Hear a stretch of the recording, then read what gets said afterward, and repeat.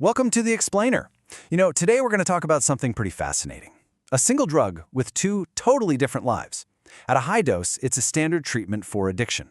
But at a tiny, tiny fraction of that dose, it's being used for a whole range of chronic illnesses. And that is the big question, right? It's the central puzzle that has really driven decades of research and exploration into what we call Low Dose Naltrexone, or LDN. How on earth can one medicine do so many different things? All right, so to really understand what's going on with LDN, we have to rewind a bit. We've got to start with the drug's original job, which, believe it or not, had absolutely nothing to do with the immune system or chronic pain. So naltrexone itself, it's not some brand new thing. Nope. It was actually approved way back in 1984 at a pretty high dose to treat addiction. But then something interesting happened. Just a few years later, doctors started experimenting with much smaller doses, and that grassroots effort eventually led to groups like the LDN Research Trust being founded, all dedicated to figuring out what was happening here. Okay, so this is the absolute key to the whole story. It all comes down to the dose. It's really the difference between using a sledgehammer and using a tuning fork, and it completely changes what the drug does inside your body. And this chart, it lays out the drug's split personality perfectly. On one side, you've got the standard dose. We're talking 50 milligrams or more. That's the sledgehammer. Its whole purpose is to be a powerful opiate blocker for addiction. But on the other side, at 10 milligrams or less, it's a completely different story. It stops being just a blocker and becomes what's called an immunomodulator, something that helps regulate or retune your immune system. So, you're probably asking, how can such a tiny, tiny dose do all of this? Well, it turns out it's not just one single action. It's more like a cascade of effects, a real chain reaction. From what researchers can tell, it seems to work in three primary ways. So let's break them down, starting with the one that basically tricks your body into helping itself. Okay, this first one is super clever. For just a handful of hours, LDN comes in and temporarily blocks your endorphin receptors.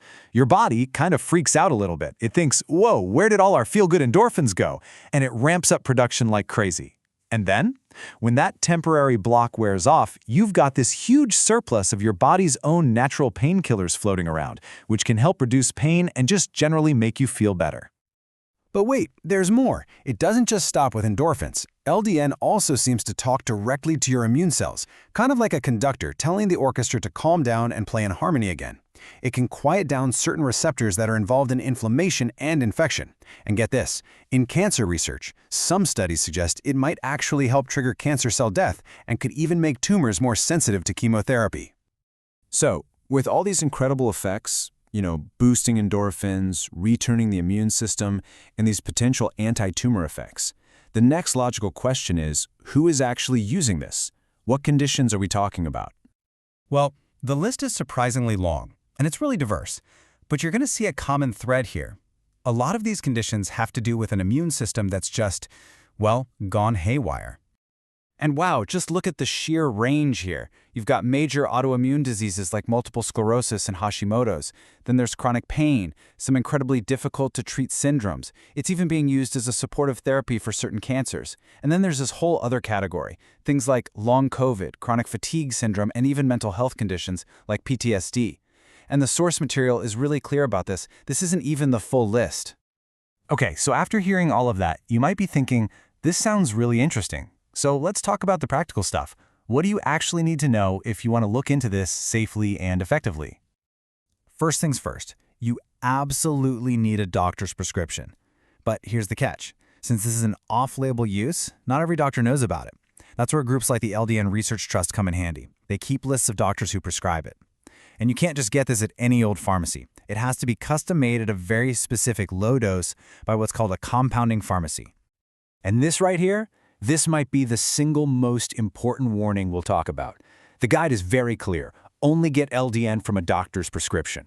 There are websites out there selling this stuff, but it's often fake and it can be useless or even worse, dangerous. So please be safe about this. Now, when it comes to taking LDN, the big motto is start low and go slow.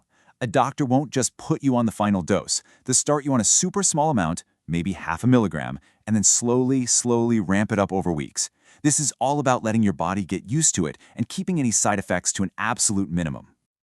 And speaking of side effects, the good news is they're usually pretty mild, and they don't last long. Things like vivid dreams or a slight headache are the most common, and they tend to pop up right at the beginning as your body adjusts. A lot of the time, just backing off the dose for a bit before trying to go up again is all it takes to make them go away. You know, the whole story of LDN is it's a powerful reminder that maybe the next big medical breakthrough isn't some brand new billion-dollar molecule. Maybe it's just finding a completely new way to use something we've had for decades.